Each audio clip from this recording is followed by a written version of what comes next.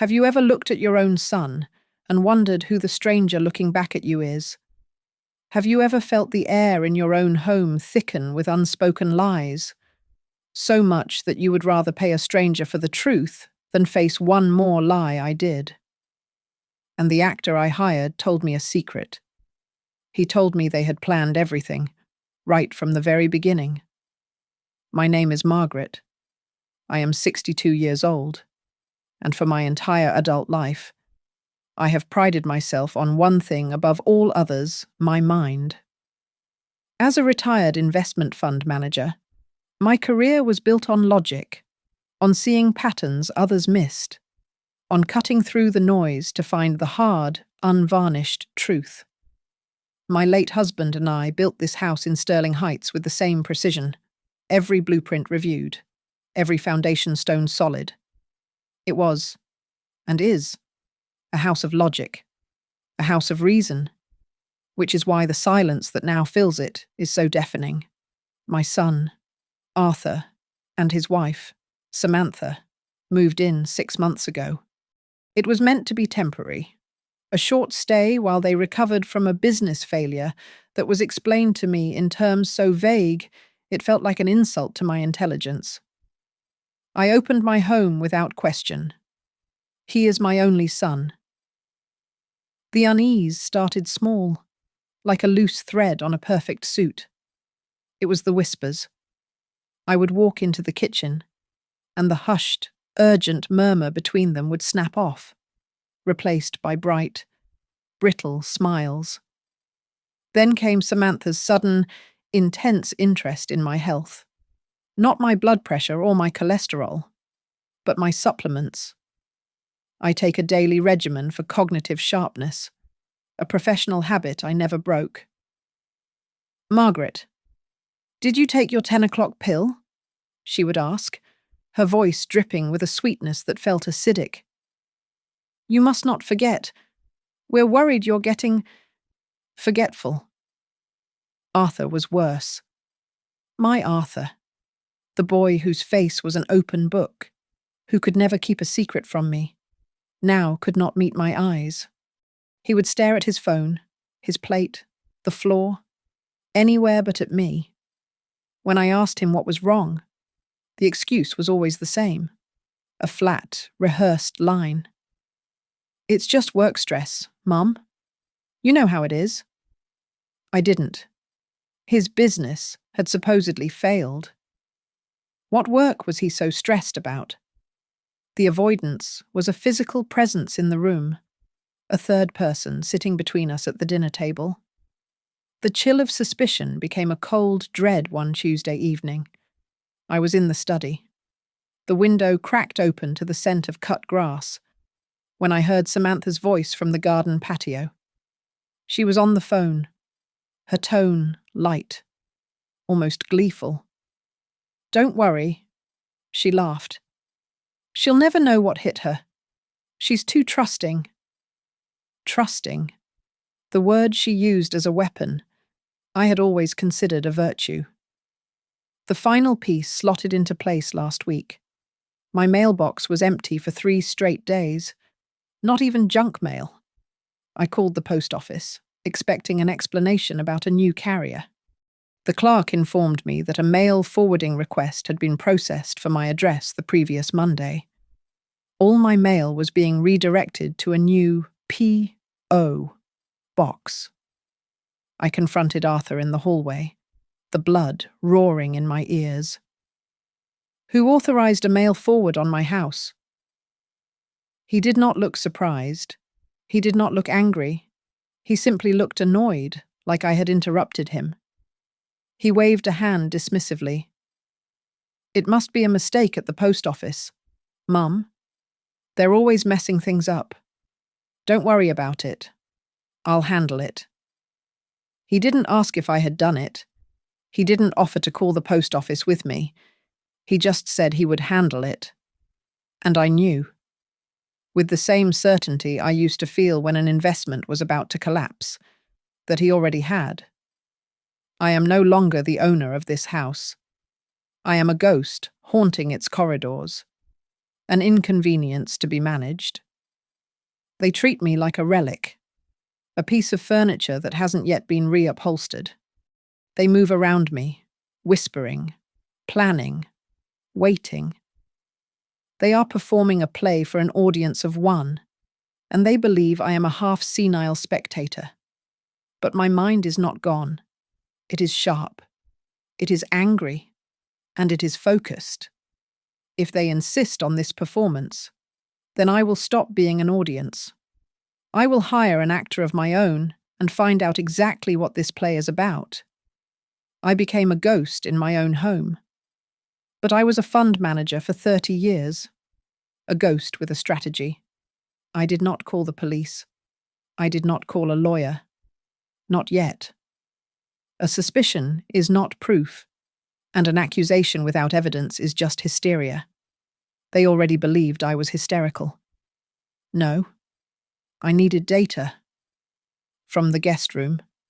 Using a prepaid burner phone I bought with cash 2 towns over. I researched. I did not look for private investigators who specialized in infidelity. I looked for corporate penetration testing. I found a firm in D.C.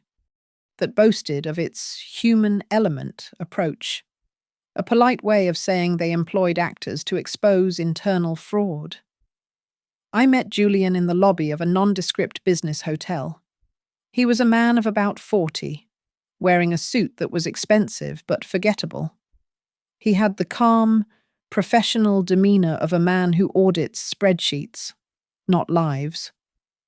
He listened without interruption as I laid out my request over 2 cups of black coffee. I told him I was not hiring him to follow my son. I was hiring him to perform. I need you to be Dr. Ivan Carmichael, I said, my voice low and steady. You are a preeminent gerontologist from the Apex Intellect Institute. You are in town to conduct a final assessment for a groundbreaking cognitive study I enrolled in several months ago.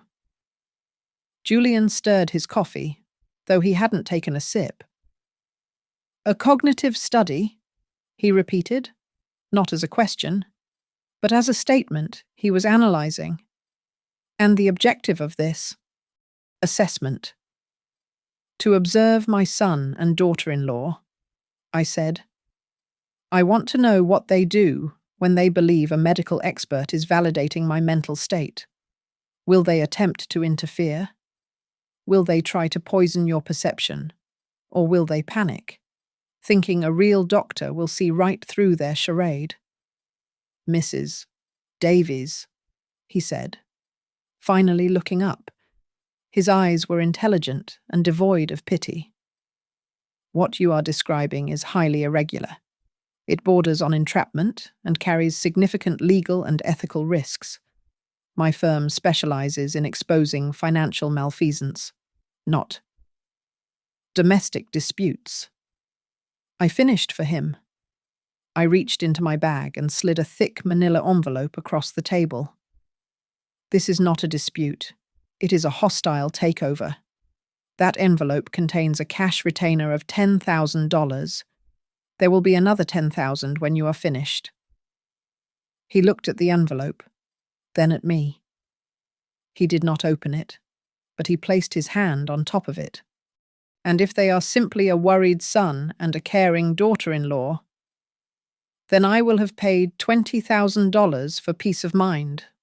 A bargain, I said. But they are not. I pushed a second, thinner envelope toward him.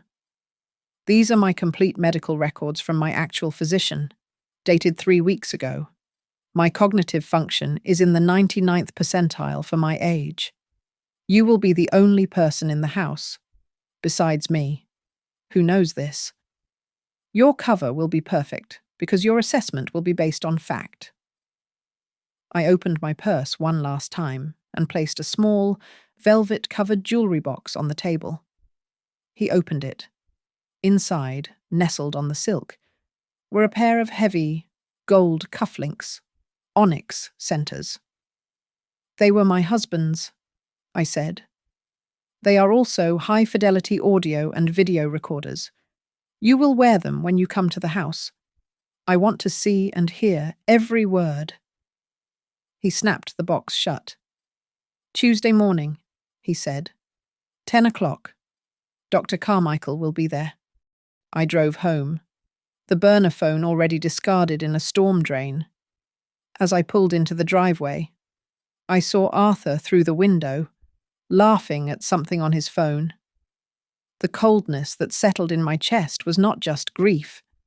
It was the chilling, metallic click of a trap being set. I was paying a stranger to dig a grave for the truth, no matter how monstrous. The doorbell rang at precisely 10 o'clock on Tuesday morning.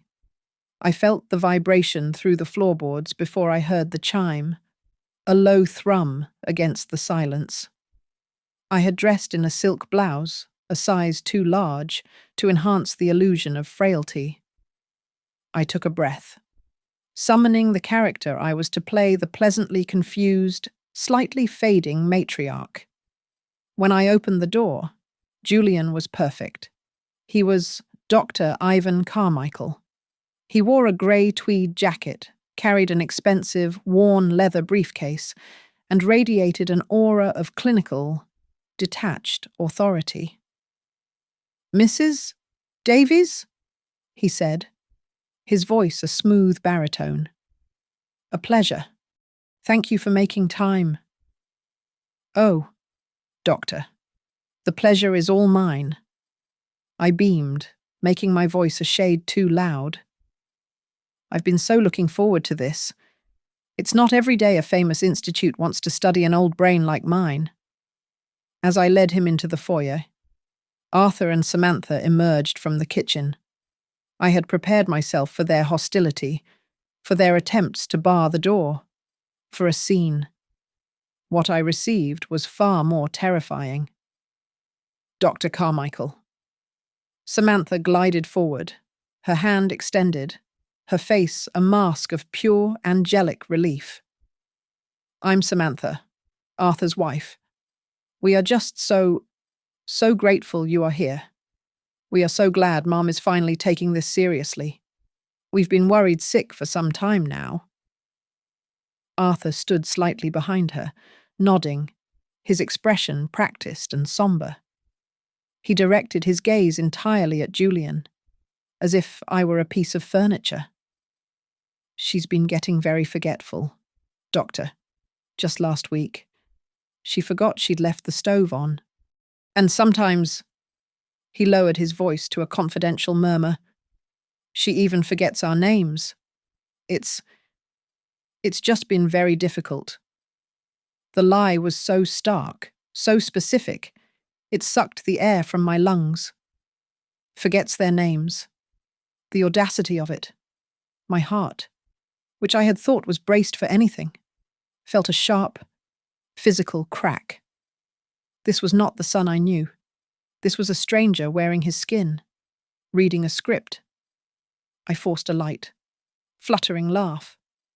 "Oh, you always exaggerating?" I said, patting Arthur's arm. His muscles were stone. "He's such a worrier, Doctor. It's just an old lady's memory, that's all. Now, where should we do this? The living room?"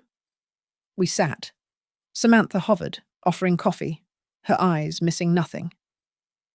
Dr. Carmichael opened his briefcase and took out a thick file. His performance was masterful. He was calm, inquisitive, and deeply serious. He began the assessment. "Mrs. Davies, what is today's date?" I looked at the ceiling, pretending to search. "Oh, dear. It's the 10th, isn't it? And the year? 1990. Oh, no. Goodness. That's silly. 2021. With every intentionally wrong answer. I felt the atmosphere in the room shift. Samantha's tense posture relaxed. She was not just relieved, she was validated. About 20 minutes into the test, I executed our plan. I pressed a hand to my throat. Oh, goodness. All this talking. My mouth is suddenly quite dry. "Doctor, I'm a terrible hostess. Would you care for a glass of water? That would be lovely. Thank you, Julian said, making a note on his pad. I'll just be a moment, I said, rising slowly. I walked to the kitchen, my steps deliberately uncertain. The second I was out of the living room, I knew the camera in the Onyx cufflink would be recording. I stood at the sink, my back to the door, my hands gripping the cold porcelain, and counted to 60. I didn't need to see the recording to know what happened. I could feel it. The shift in energy, the silent exchange. Later. Julian would confirm it, the moment I was gone. Samantha's smile vanished. She leaned in, her entire body language changing from concerned to conspiratorial. She pulled a small, amber-coloured eyedropper bottle from her apron pocket. She did not hand it to Arthur. She showed it to him. He glanced at it, then at Julian, and gave a single, sharp nod. He then tapped his own suit jacket pocket, a silent confirmation. She slipped the bottle back into her apron. When I returned with the water, they were exactly as I had left them, pictures of loving concern. Julian took a few more notes, then closed his folder. This has been a very illuminating baseline, Mrs. Davies. But these are complex assessments. I will need to return tomorrow to administer the deeper cognitive tests.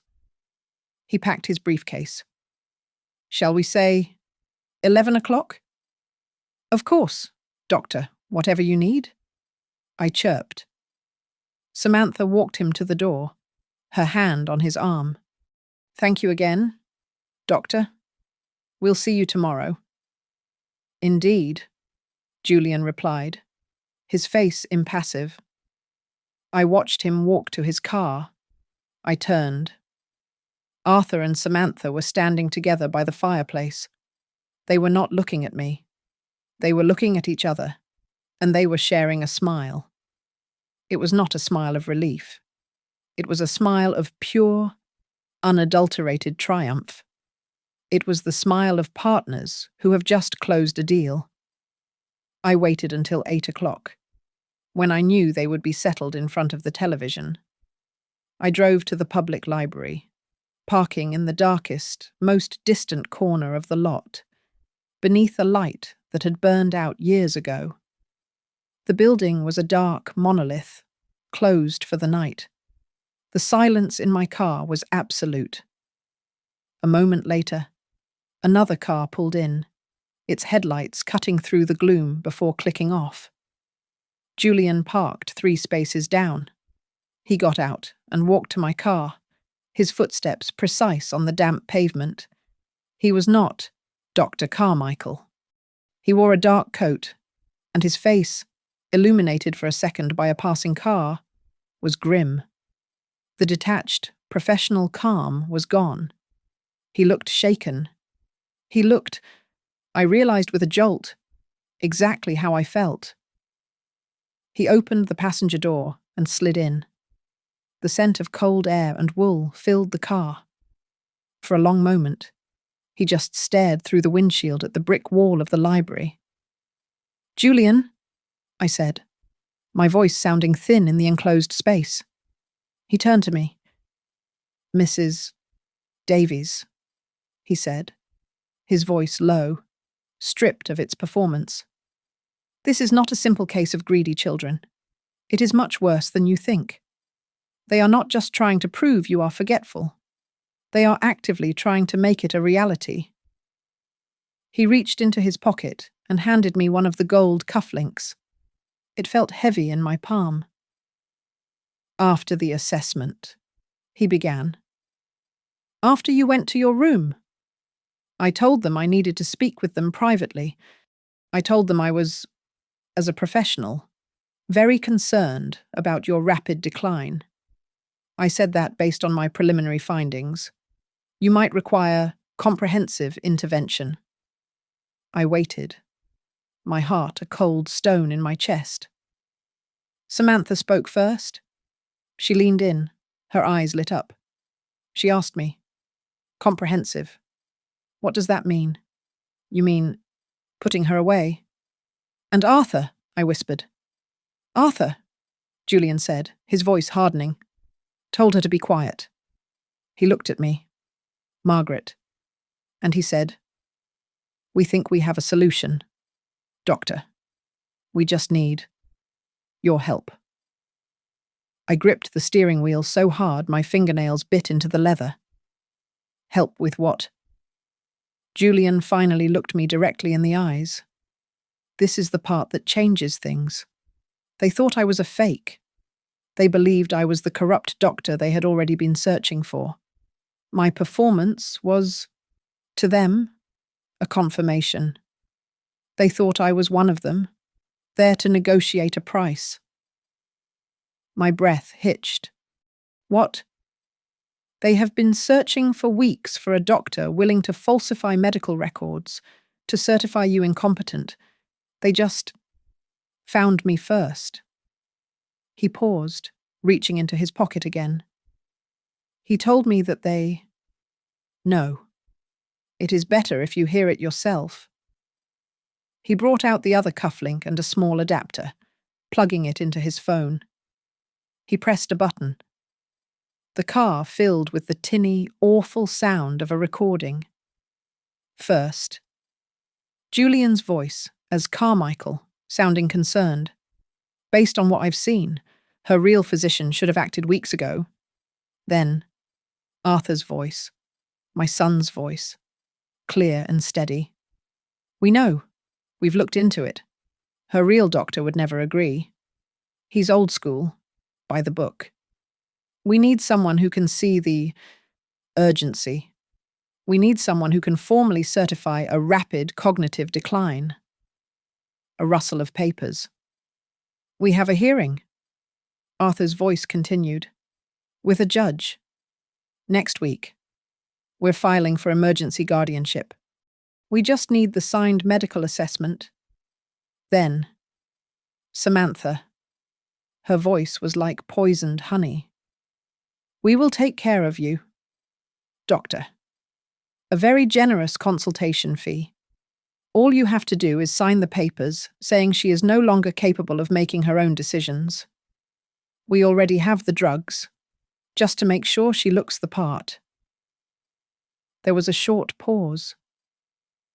"Just to make her look confused on the right day." Samantha's voice finished. "A few drops in her tea before the hearing. She'll be pliable. No one will question your diagnosis." The recording clicked off. The silence that returned was suffocating, terrifying. The small amber bottle, not for eyes, a sedative, to drug me, to lead me into a courtroom, docile and confused, so my own son could steal my life from me. They were not just waiting for me to die. They were planning to bury me while I was still breathing.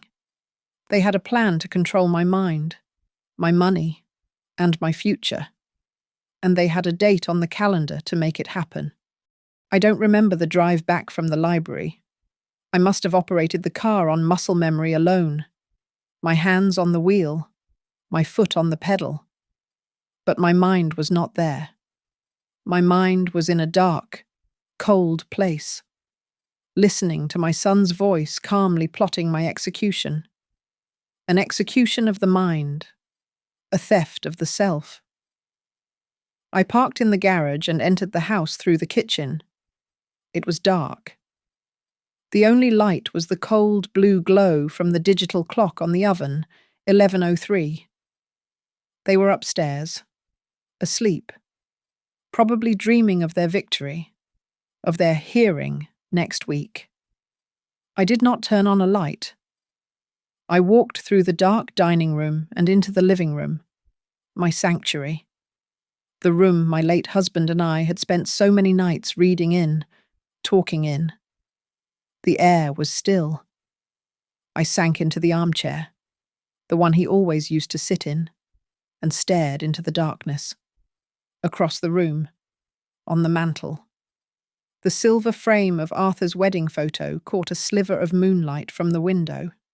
I could see his smile, that broad, confident smile he had inherited from his father, the smile I had adored, celebrated, and defended his entire life. The rage I had expected did not come. Instead, a wave of grief so profound, so absolute, washed over me, and I choked on a sob that made no sound. It was not anger I felt. It was a funeral. The man in that photograph, the boy I had raised, the child I had taught to be honest and kind, was dead. He must be, because the man whose voice I had just heard on that recording, the man sleeping upstairs, was a monster. A stranger who had hollowed out my son's body and was wearing his life like a suit. My mind replayed a lifetime of memories, but they were all tainted now. I remembered him in college, calling me after a bad investment class, and I'd reassured him. I remembered when his father's company had a downturn, and I had protected Arthur from the financial fallout, ensured his life continued, uninterrupted. I remembered, a year ago, when he first told me about his business troubles. I'd believed him. I'd trusted him unconditionally. That business failure was not a failure. It was the first move in a long, calculated game. Moving in was not a temporary setback. It was a strategic deployment. Samantha was the architect. I could see that. Her sharp, greedy eyes. But Arthur was the collaborator. He was the inside man. He knew my weaknesses, my routines, my trust. Her plan required his betrayal to function, and he had given it freely. His silence, his averted eyes, his agreement was the true poison. It was so much worse than the lies. I finally put my head in my hands, and I wept. I cried for the boy who had died. I cried for the mother who had been so blind. It was not fear. I was not afraid of them. I was broken by them. My gaze, blurred by tears, fell on the small, tiered pill organizer on the side table. The one Samantha so helplessly, so cheerfully, filled for me every Sunday night. My brain supplements, my ginkgo, my fish oil, my vitamin D. A new, colder dread settled over my grief. I looked at the little plastic compartments. Had it just been supplements, that amber bottle was for the hearing, but had they already been treating me? Had these small, daily acts of care been the first phase microdosing my decline? The tears stopped. They dried on my face, and the skin felt tight. The sorrow did not vanish, but it receded, and in its place, something else began to form. It was cold. It was hard. It was structural, like steel rebar. I had been a fund manager. I had navigated markets full of predators. I had been grieving a son who was already gone. I stood up. The mourning was over. They had planned to erase me. They had planned to take my voice, my mind, and my money. I would not let them win. Julian's warning echoed in my mind long after I'd returned to the house. "They'll act fast now," he'd said. "They believe a doctor is on his way tomorrow to sign off. They'll be preparing." The recording was damning, but a clever lawyer, a son's desperate tears in a courtroom, could paint it as a misunderstanding, as entrapment. I had been a fund manager. I knew the value of hard assets. I needed physical, undeniable proof. I needed the papers, the bottle, the entire script of their treachery. I waited. I lay in my bed, fully dressed, listening to the house settle. 1 a.m., the sound of the refrigerator humming. 1:30, the creak of a floorboard above. as one of them turned in their sleep. I waited until I was certain, until the deep, dead stillness of 2 in the morning. I slid out of bed. My feet made no sound on the thick runner in the hallway. I moved through the darkness of my own home like an intruder. Every shadow a potential enemy. Every stray bit of moonlight a spotlight to be avoided. The house I had built was now a hostile territory, and I was staging an insurrection. I reached the end of the hall, the study, my husband's study. Arthur had claimed it as his home office when he moved in. Now, the door was shut. I turned the knob. Locked. My husband never locked this door. Not once in 30 years. A new, cold, digital keypad was installed just above the knob, its small red light a mocking eye in the dark. Arthur. So security conscious. I stood there, my mind racing. A code. What would he use? I tried the code for my husband's old safe. Our anniversary. 6 digits. The keypad beeped. Access denied. I closed my eyes, forcing myself to think not like me, but like them. This was not Arthur's room. It was theirs. It was Samantha's. What was her birth date? May 21st. 0521. I tried that. 4 digits. Not long enough. Her full birthday, May 21st, 1988. 052188. I typed in the 8 digits. There was a soft, electronic click. The handle turned under my hand. I slipped inside, closing the door silently behind me. The room was not messy. It was sterile, organized with a chilling precision. Stacks of paper were squared off. Pens were in a holder. This was not the room of a man stressed about work. This was the staging ground for a campaign. I went to the desk, my husband's antique mahogany. I tried the main drawer. Locked. A small, simple key lock. I didn't need a code for this. My eyes scanned the desktop. In the pen cup, among the high-end pens, was a single, cheap, grey key, the kind you get for a file cabinet. I took it, my hand steady. It fit. The drawer slid open. It was not full. It contained only one item, a thick, letter-sized accordion folder, bound with an elastic band. I lifted it out. I did not turn on the desk lamp. I used the small flashlight on my phone, shielding its beam with my hand. I opened the folder. It was all there. Everything. At the front, a sheaf of legal documents. Application for emergency guardianship. My name was at the top, listed as the incapacitated party. Arthur was the petitioner. Behind that, a multi-page document titled Psychiatric Assessment. It was a template filled with clinical, devastating descriptions of my rapidly progressing dementia, my paranoia, my inability to manage daily affairs. It detailed my forgetfulness, my episodes of confusion. It was the script they had been playing from. At the bottom was a blank line, waiting for a signature. Doctor's name, followed by a blank. Behind that, I felt my blood run cold. Bank statements, my private investment portfolio, my savings, my checking accounts. Pages and pages of my financial life, printed out, with figures highlighted and circled in red ink. They had been studying my wealth, auditing their prize.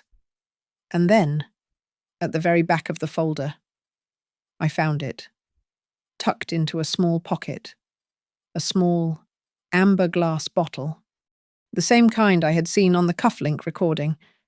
It was an eyedropper bottle, unlabeled, full of a clear, oily liquid.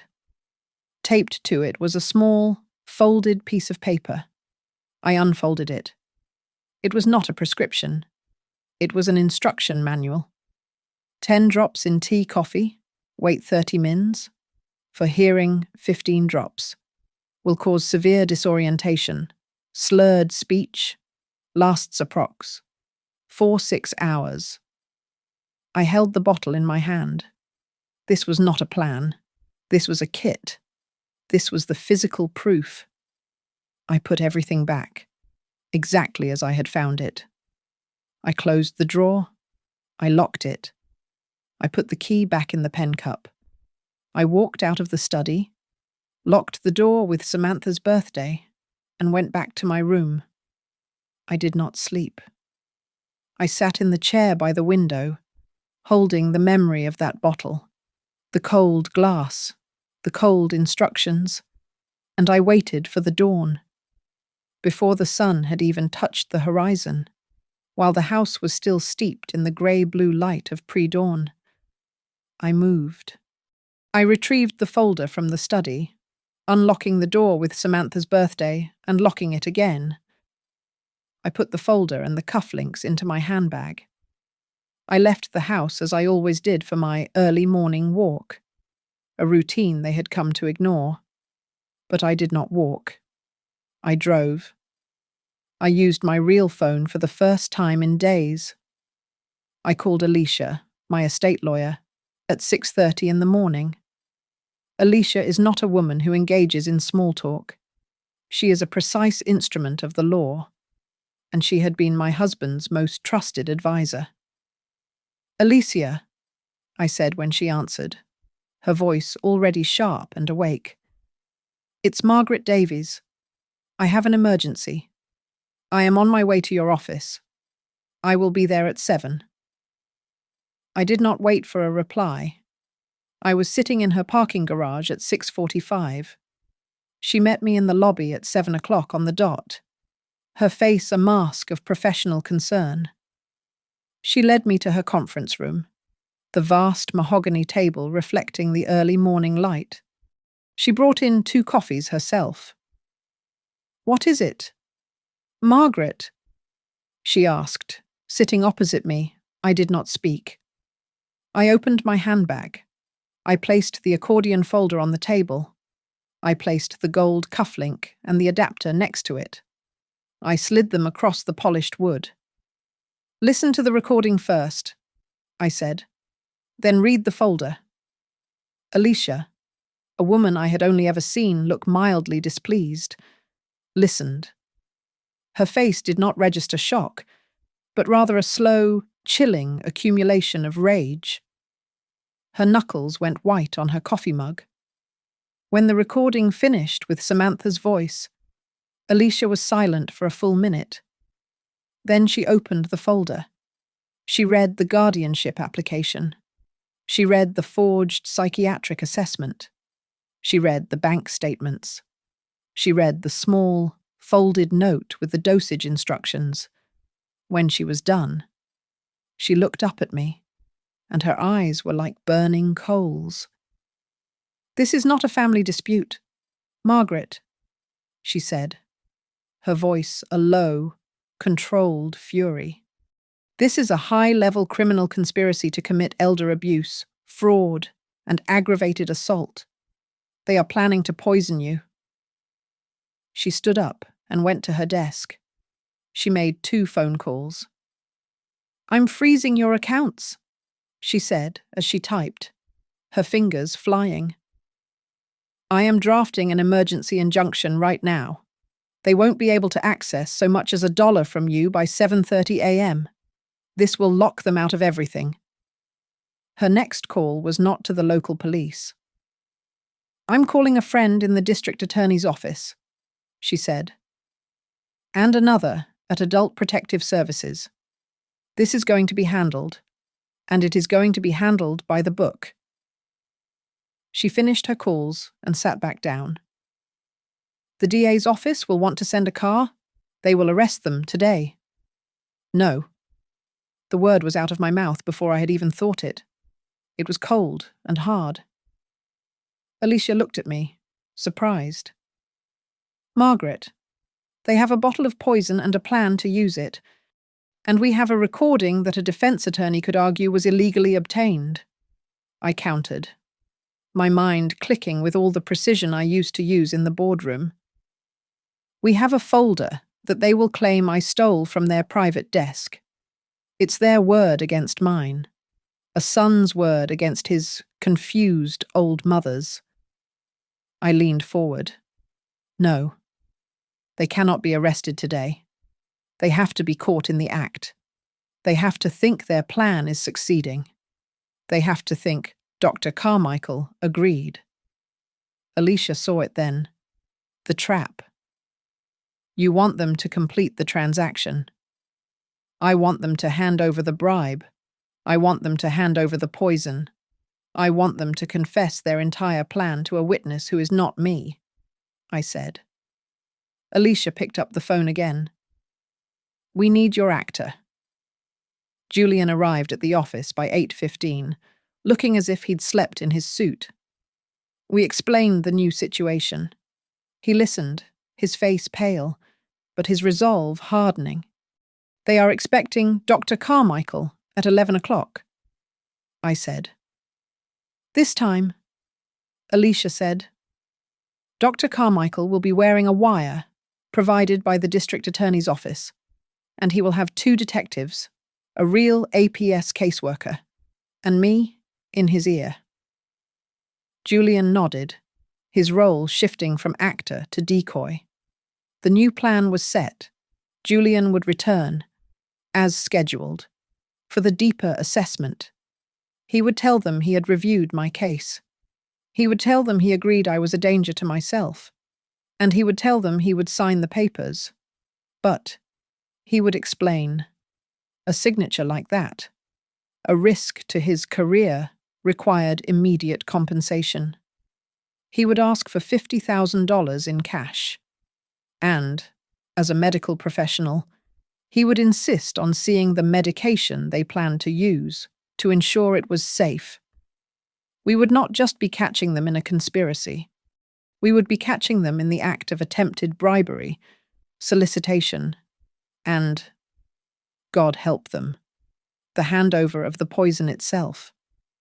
I returned home from Alicia's office before 9 o'clock. The house was quiet. I went to the kitchen and made myself a cup of tea, my hands steady. When Samantha came downstairs, I gave her a bright, vacant smile. Good morning, dear, I said. Did you sleep well? I was just thinking. What a lovely day it is. I think I'll do some gardening. That's nice. Margaret, she said, her eyes narrowing slightly. You. Remember we have that appointment today. Don't you? Dr. Carmichael is coming back. I frowned. A perfect performance of confusion. Doctor who? Dear oh. That nice man from yesterday. Is he coming again? How lovely. I saw her look over my shoulder at Arthur, who had just entered the room. She gave him a small, almost imperceptible nod. The look they exchanged was clear. She's worse than we thought? This is going to be easier than we imagined. I pottered around the living room, humming, pretending to dust my china figurines. I was playing the part of the fading old woman to the hilt, but my ears were straining, and a small, flesh-coloured receiver was tucked deep in my ear, a direct line to the wire Julian was now wearing.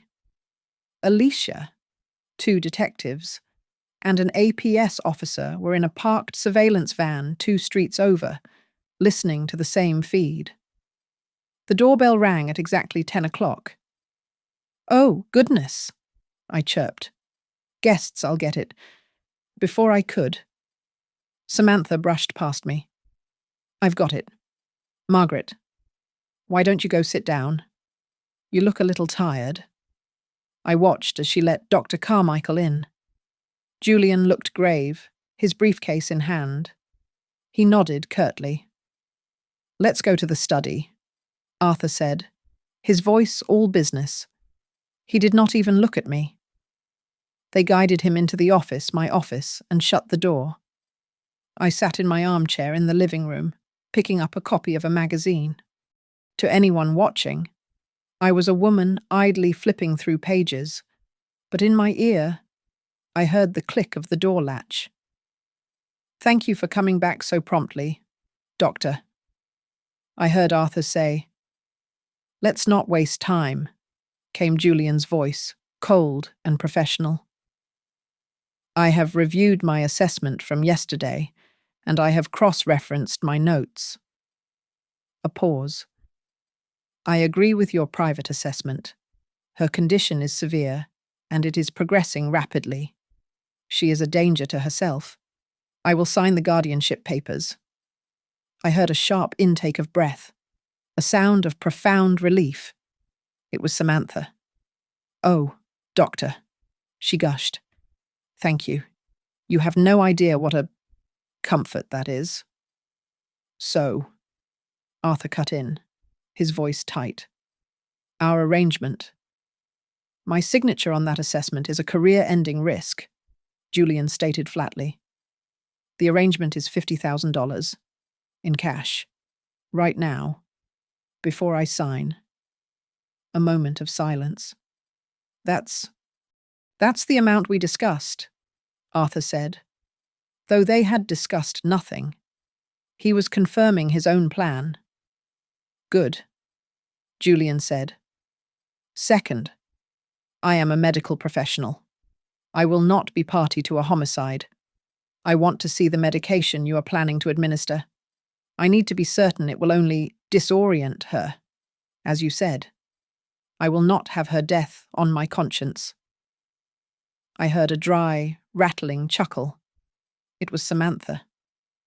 "Oh, you're cautious. I like that." I heard footsteps, the sound of the office door opening and closing. She was leaving. "She'll be right back," Arthur's voice said, a new nervousness in it. I heard the sound of tumblers turning. A safe, my husband's safe, hidden behind a false bookshelf. He was opening it. I heard the muffled, soft thud of cash, a large stack of it, hitting the desk blotter. My cash, no doubt. Siphoned from my accounts over the last 6 months. The office door opened and closed again. "Here it is," Samantha said. And then, just as Julian was about to speak, Samantha's voice dropped, becoming conspiratorial and cold.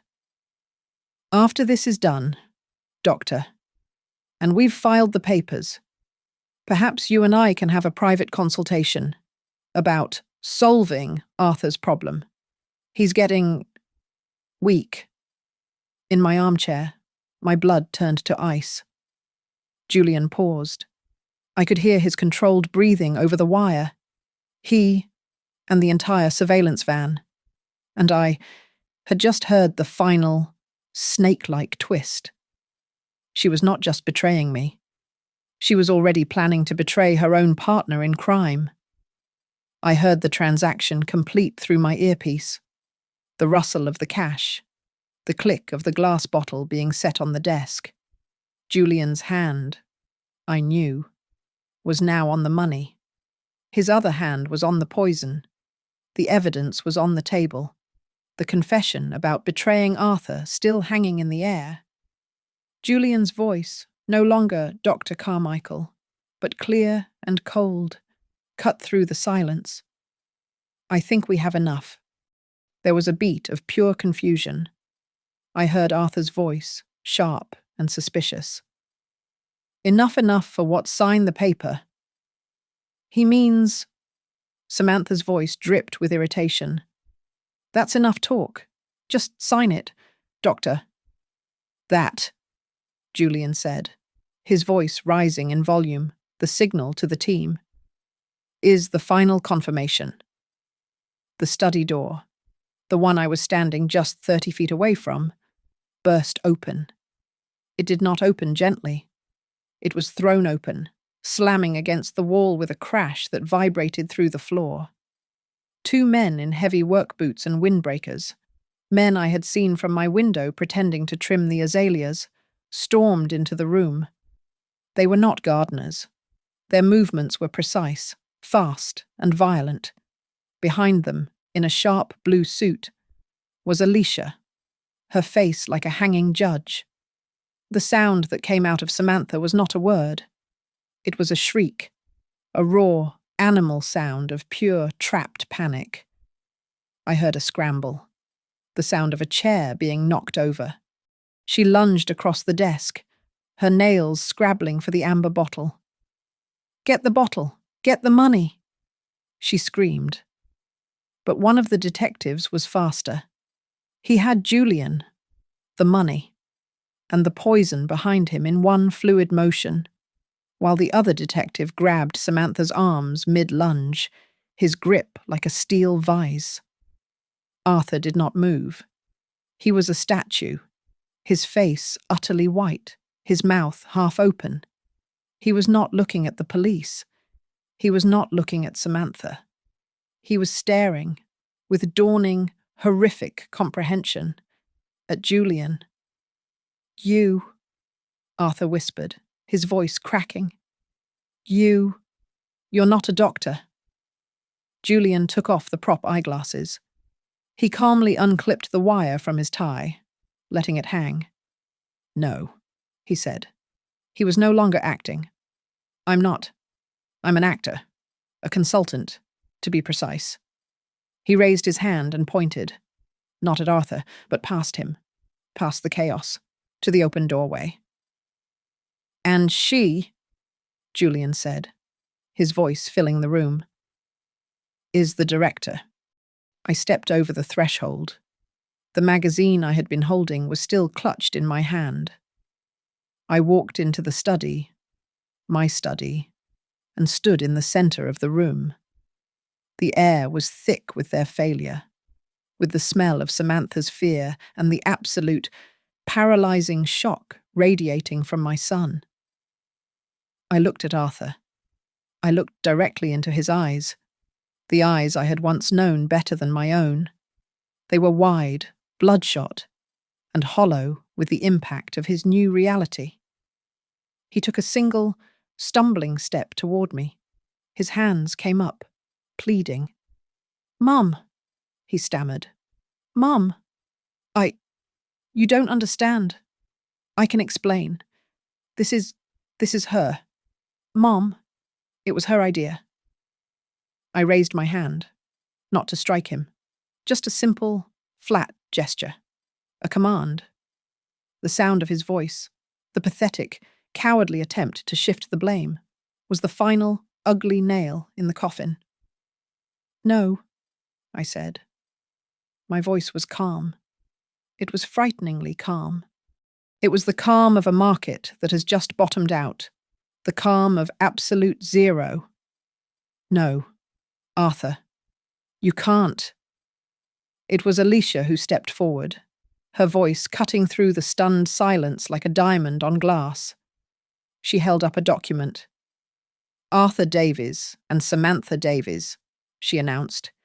"You are both under arrest for conspiracy to commit felony fraud, elder abuse, and attempted poisoning." The words broke the spell. Samantha, held fast by the detective, transformed. The mask of angelic concern was gone, replaced by a rictus of pure, undiluted hatred. She thrashed, her voice a raw shriek. "You old witch! You did this! You senile, evil old woman, I'll kill you!" The detective just tightened his grip, and her curses dissolved into a furious, powerless sobbing. Arthur was a different story. He made no sound. He simply crumpled. His legs gave out, and he collapsed onto the expensive rug, his hands covering his face as he sobbed, deep, shuddering, pathetic sounds that held no dignity, only self-pity. We found the folder in the desk. "Ma'am," the second detective said to Alicia, holding up the accordion file I had so carefully replaced. "The locked drawer, just as you said." The detectives hauled them to their feet. They cuffed Samantha first, her screams echoing in the hallway. Then they cuffed Arthur. The click of the handcuffs on his wrists was the loudest sound I had ever heard. As they were being led out of the study, past me, Arthur stopped. He was trembling, his face slick with tears and snot. He looked at me, his eyes desperate, searching for the mother he had just tried to destroy. "Mom," he cried, his voice breaking. "Mom, please don't let them do this. Please. I'm your son. I'm your son." I looked at the shell of the man in front of me. I felt no rage, no pity, not even the lingering pain of love. I felt nothing but a vast, empty space where my heart had been. "No," I said, my voice clear and steel-hard, cutting him off completely. "My son died a long time ago. I don't know who you are." His face collapsed, and the detective pulled him away. I turned my gaze to Samantha as she was forced past. She spat in my direction. I smiled. A thin, cold smile. "And you," I said, my voice quiet but carrying. "I hope you enjoyed this performance, because it's your last." The front door slammed shut. The house fell into a profound silence. Julian stepped forward, a solemn look on his face. He held out the small, gold cufflink. "For you, Mrs. Davies, the final recording." "Thank you, Julian," I said, taking it. "You were an excellent actor." He nodded, and a moment later, he and the detectives were gone. Only Alicia remained. She stood by the window, looking at me with a professional, cautious concern. "Margaret?" she asked. "Are you all right?" I walked past her. I went to the large bay window in my living room. I watched the marked police car, with its flashing lights, pull away from my curb, turn the corner, and disappear from my life. I stood there for a long time, just breathing. The air in my home, so thick with lies and secrets for 6 long months, suddenly felt clean. It felt light. I took a deep, full breath.